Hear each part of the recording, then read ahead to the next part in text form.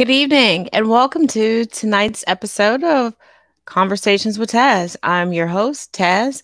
Tonight, we're going to do something a little bit different. We're not going to have a panel tonight because there are some causes that I just want to bring attention to and just kind of give you some information. And tonight's show may not be as long as other shows, but you will have pertinent information. Let's jump right on into it. Let's start with stop line 3. Water is extremely important, and right now we have members of the Native community within the United States being attacked, brutalized, and unlawfully detained and arrested, trying to protect sacred lands and collectively, our precious water supply. There are animals that are at stake. There is land that is at stake. There are human beings that are at stake. In the link tree connected here on YouTube, as well as my fan pages on Facebook, my Instagram, and my TikTok, in the link tree, there are 2 links regarding stop line 3. One is how to donate, how to help and assist should you want to go and join one of the camps to be on the front line with them. It is there. And another one is a petition to stop all of that. Also, if you happen to be on TikTok, I do know that if you go to Native TikTok, there are a plethora of creators giving more in-depth information and telling you how to assist. I do know that at Ninja Snail is going to be going to a variety of camps taking supplies, and he is taking donations in order to get those supplies. Also, Queen Kim Forever, at Queen Kim Forever on TikTok, is also taking donations because I believe it's Saturday that she leaves to head up to some camps up there. You can tell her what supplies, if you've done research, she needs to get, give donations, things of that nature. But like I said, there are links in my link tree, in my bio here on TikTok, on Instagram, and on my fan pages within Facebook. On from there, excuse me. Voter rights. Let's not forget that Article 23.1 of the Universal Declaration of Human Rights says that all people have the right to work, to free choice of employment, and to just and favorable conditions of work, and to protection against unemployment. These rights are threatened around the world in a myriad of ways. Worker rights, not voter rights. Injustices like wage theft, discrimination, and physical endangerment occur all the time. Work systems can make work-life balance difficult, taking a toll on employees' mental health. In many places, inadequate pay is also an issue. The federal minimum wage within the United States has remained the same since 2009. As we go into the new decade, voter rights has become even more significant. For those that think, oh my God, we can't give these people working minimum wage a livable wage because that will put them at the same standing as me, you need to understand when the minimum wage increases, so does everything else. And why should somebody have to work 3 jobs and use government assistance that so many people condemn people for using in order just to survive and live within the United States?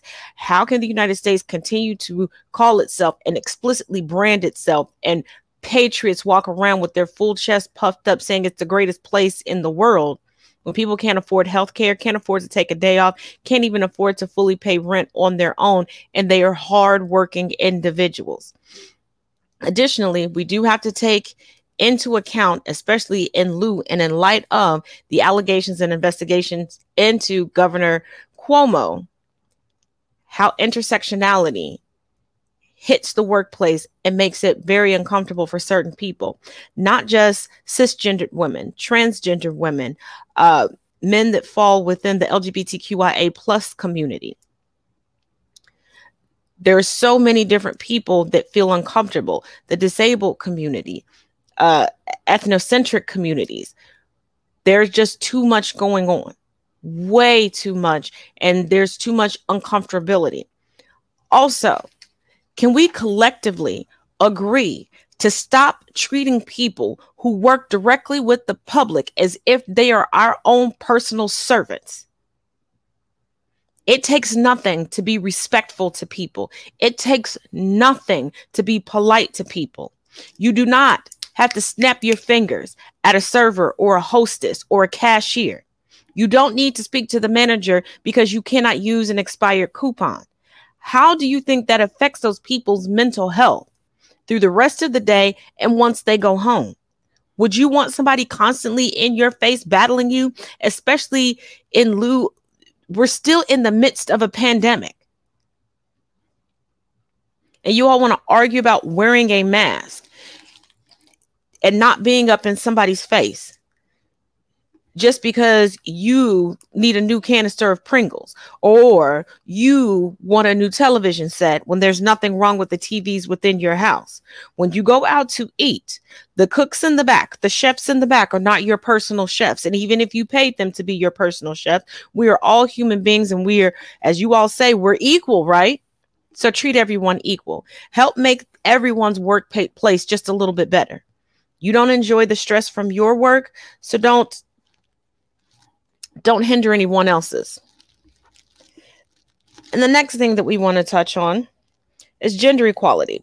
Gender inequality has been a human rights issue for hundreds of years. Even with decades of progress, the World Economic Forum believes it could take the world another century to realize gender equality. It's a complicated issue because there isn't just one problem to address. Access to education, political representation, reproductive rights, economic opportunities, and more contribute to gender inequality. Making significant changes and monitoring progress will remain a top human rights issue in the future. And here's the thing. I'm beginning to think the vast majority of the United States did not pay attention in biology class or just flat out failed. Stop saying that there are two genders because you're taking away from intersexed individuals.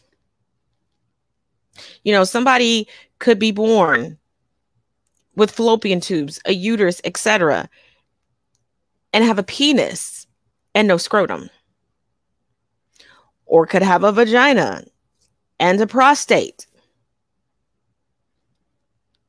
They're asexual individuals who have zero sexual attraction to anyone. There's non-binary individuals. You had no problem accepting androgynous individuals in the 70s, 80s, and early 90s. Thank you, dear. Hi, thank you for joining us. But you want to argue with trans men and women. And also, should you have the time, there is a monthly trans community panel that I do. And the panel that I have does an incredible job breaking down the hormones that they take, how it affects their body, how it changes their physical makeup. Go back and watch those and educate yourself. There are also panels with non-binary individuals, asexual individuals, pansexual individuals, and queer individuals, and all of the pride parties and anything that you see labeled born this way. That's why I started changing the covers. But you have to open your mind and open your heart. And even if you don't want to educate yourself, stick to the business that pays you. Why be so concerned about who someone else is attracted to? It's almost as if United States entitlement makes you feel that everyone should be attracted to you. And that's why we're having inequality and gender disparities. Because everybody is so worried about what's underneath somebody else's clothes.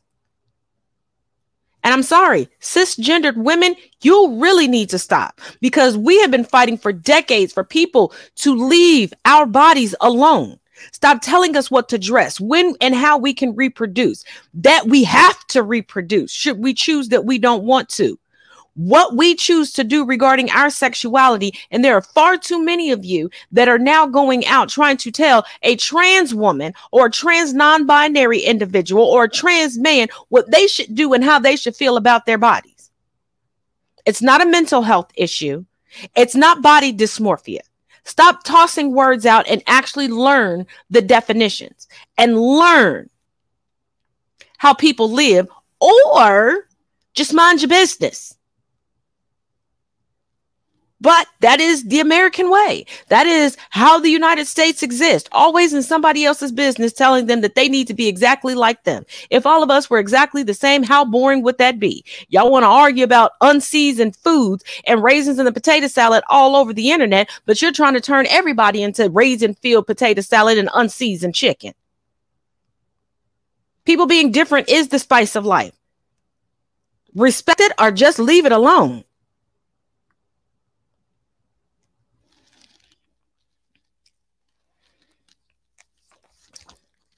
And let's go on to LGBTQIA plus rights.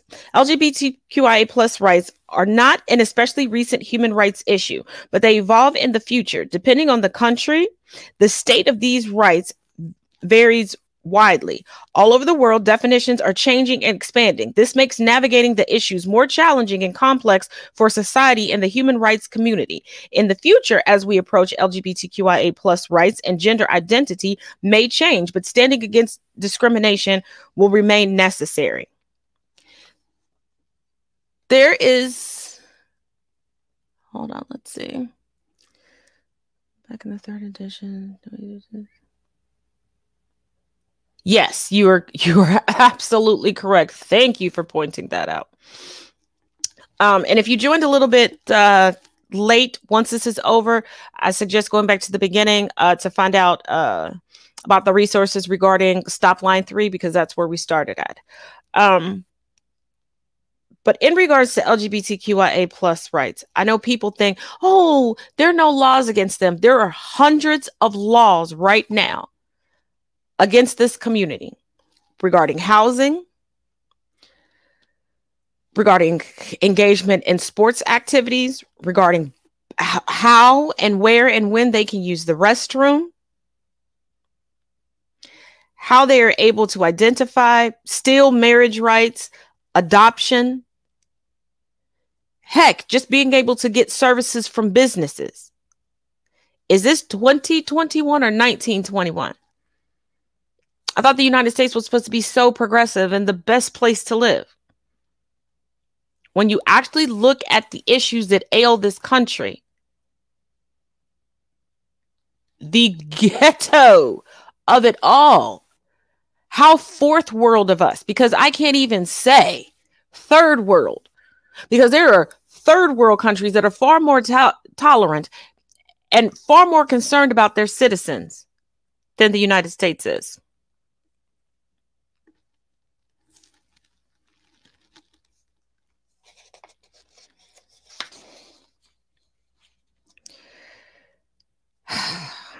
And the response to climate change. I do not care what political party you align yourself with. I do not care what your political views are. What I do care is about the environment and the people who live on the planet. The United States is not the only country. North America is not the only continent on the globe.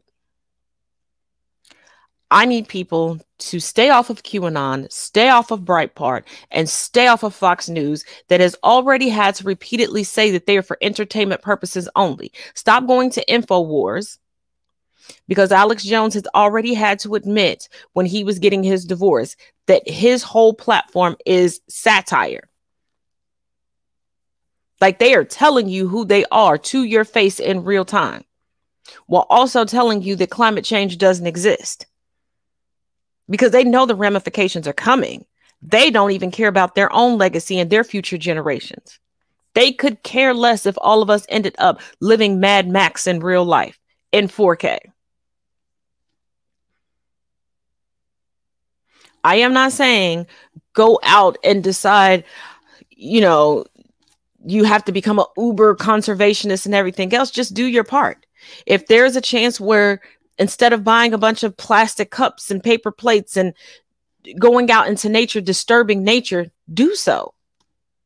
Reusable straws are a thing. I have a whole set of reusable silverware that I keep in my purse. I have 2 reusable straws that I keep on me at all times. It's not hard. It's not expensive. But climate change is real. Stop denying these things. If COVID has not taught you anything, it should teach you that denial equates to death. When you deny what affects other people, no one is safe. You can deny that your mother had an affair in 1982. Who does that really affect other than you? But you cannot deny climate change. And please, once again, learn vocabulary. There's a difference between climate and weather.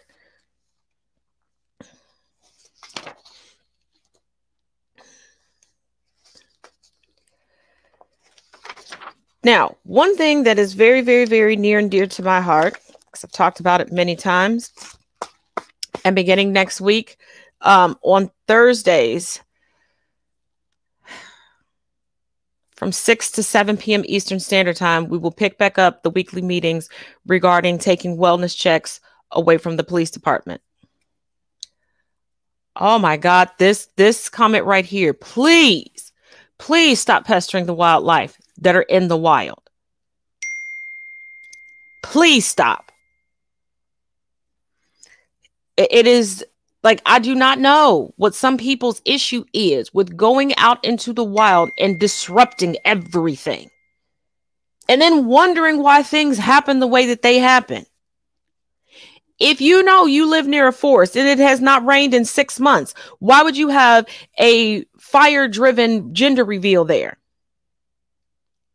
If you know mountain lions do not like humans, why would you go to taunt said mountain lion for a picture? And please stop taking exotic animals as pets.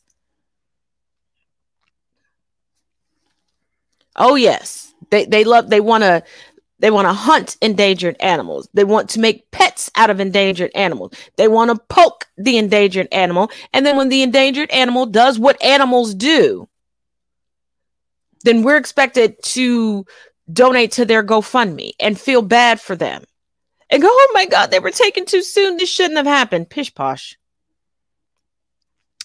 But as I was saying, this upcoming Thursday, we will begin our weekly meetings. If you want to be added, you can email me at asktast77@gmail.com, or tomorrow I will add the weekly static link to my link tree. And just to let you know, I know a lot of people say that they're working on stuff. This is not lip service.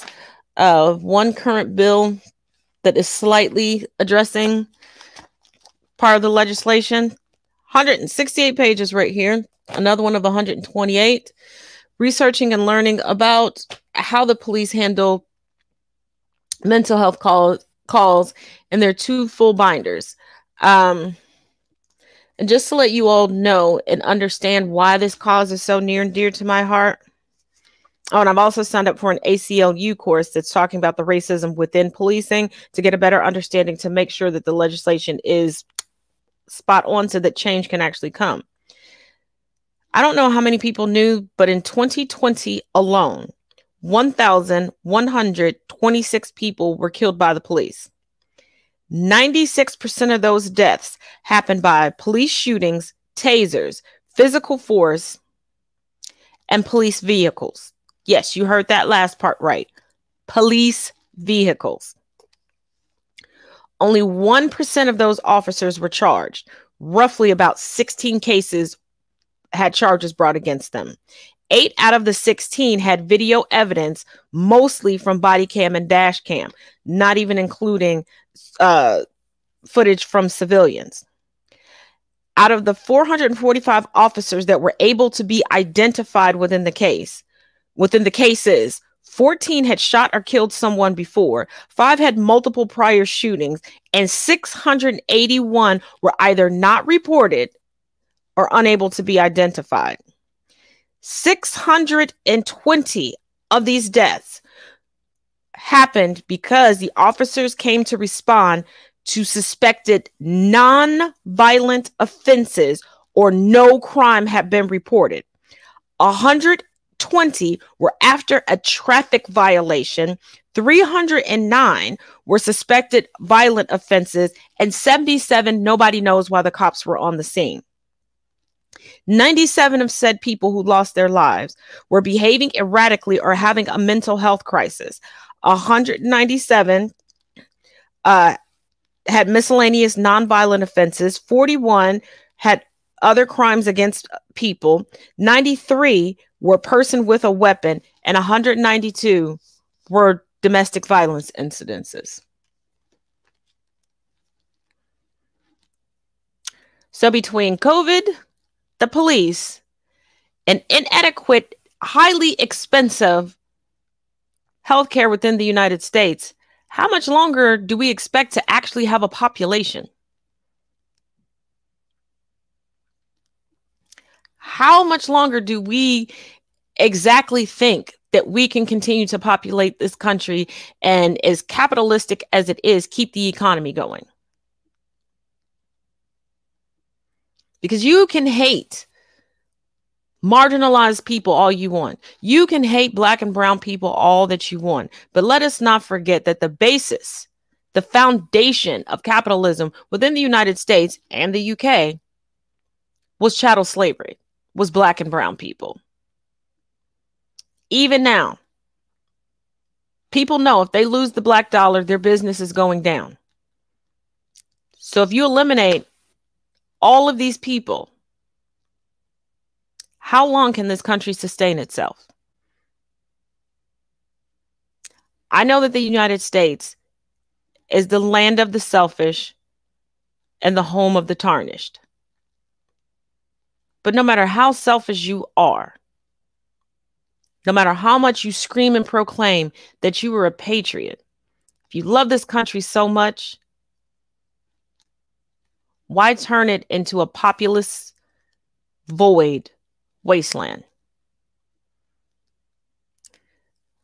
Because with line 3, you're destroying the land. Still believing that COVID is a hoax, still having improper health care, still forgiving and making excuses for police brutality and murders by the hands of cops.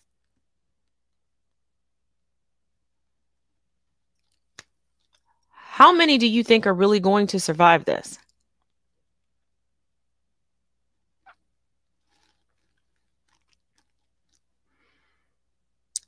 Is a party more important than clean water? Is a first date more important than your niece, your nephew, your child, your brother, your uncle, your cousin, your father, or your mother's health? Or simply just your neighbor?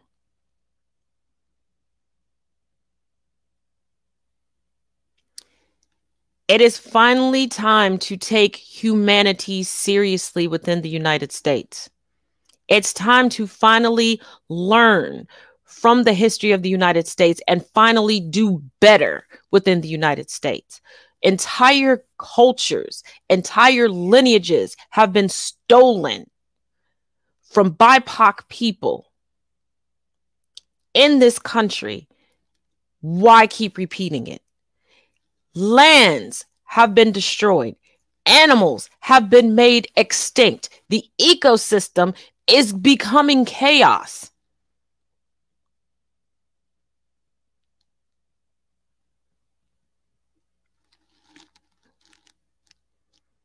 And yet you want to still believe and perpetuate that you are the smartest, you are the best, you are the strongest. Patriots in this country will say that a 17 to 25-year-old mass shooter who will go into a movie theater, an elementary school, a high school, a church, and intentionally murder people is having a mental health crisis. But a melanated, most decorated gymnast of all time needs to take a step back for her mental health, and you deem her a quitter.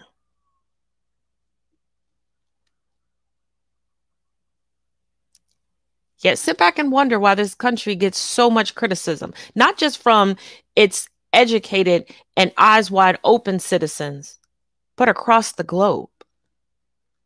So for everyone that goes, well, if you don't like it here, you can just leave. First of all, the United States makes you pay to leave. Go figure. course they will. And we're not the only ones that see the BS, the gaslighting, the hullabaloo, the shenanigans.